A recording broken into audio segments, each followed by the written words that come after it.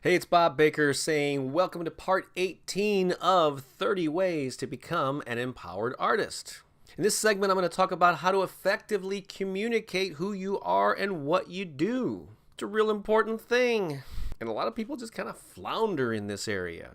Before I get to that, I just want to mention that if you are enjoying this video series, these 30 daily videos and audio podcasts that I'm putting out absolutely free, there are a couple of ways that you can say thank you, Bob. One is to share them with your creative friends who could really use messages like these. Email it to them, share it on Twitter and Facebook and LinkedIn and Google Plus and wherever you're hanging out online.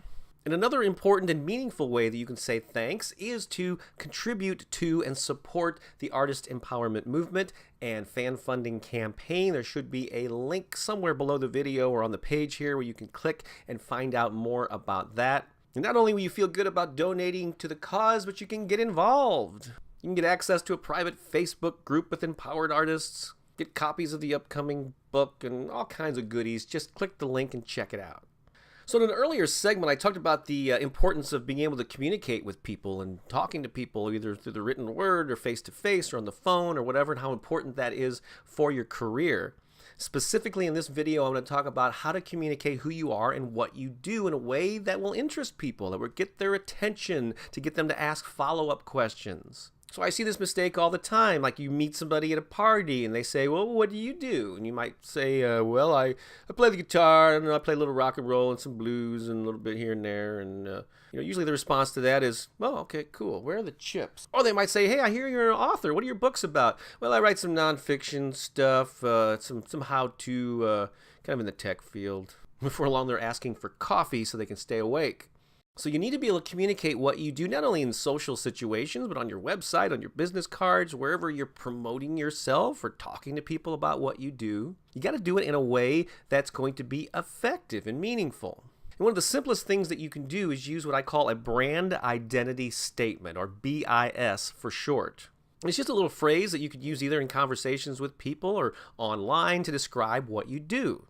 And when it comes to using a brand identity statement, there are basically kind of two ways to do it. One is the direct approach. One is the indirect or intriguing approach. So let me quickly cover each of them separately. Here's an example of the direct approach. Let's say you're a musician and somebody asks that age-old question, oh, what kind of music do you play? You might answer, my band plays old school funk for people who like to dance. That's clear. That's direct. People know right away what it is you play and whether or not they would enjoy it or would benefit from it. The brand identity statement I've been using over the past year or so is I help musicians, authors, and creative entrepreneurs make a living and make a difference in the world. Now, admittedly, I'm reaching a number of different groups with that, but I think it kind of spells out what I do and who might be interested in it.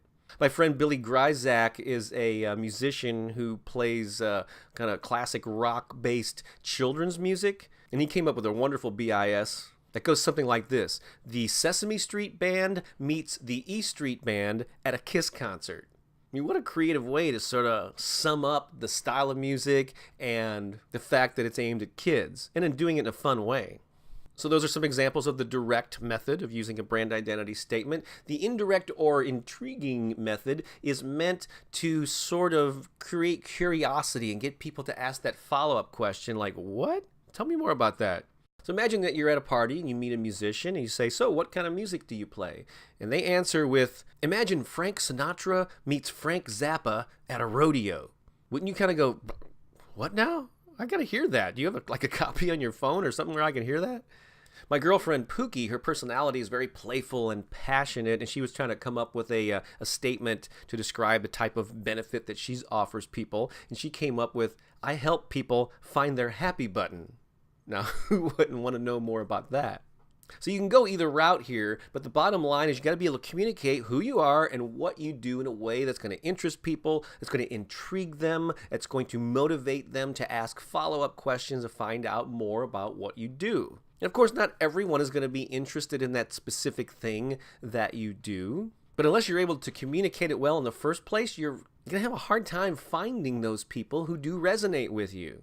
So that's why I highly recommend you spend some time crafting and playing with different versions of a brand identity statement. And then test them out on people. Ask your friends and your existing fans, what do you think? Does this accurately describe what I do? Play around with it, have some fun with it.